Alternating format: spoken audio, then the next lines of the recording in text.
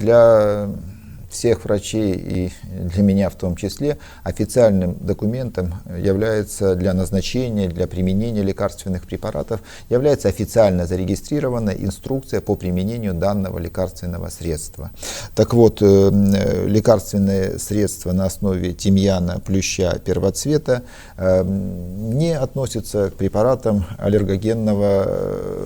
обладающими аллергенными свойствами. Частота развития аллергических реакций на данный комбинированный фитопрепарат не превышает 1 случая на 10 тысяч случаев применения.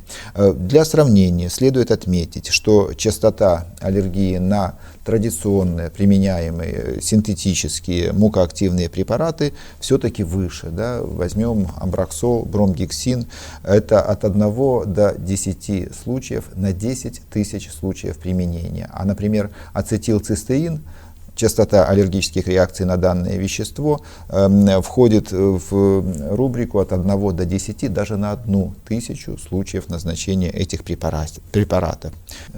Интересен тот факт, что ряд синтетических препаратов были созданы из растений. Например, широко использованный мукорегулирующий препарат амброксол, бромгексин содержит в своем основе вещество, выделенное из юстиции сосудистой.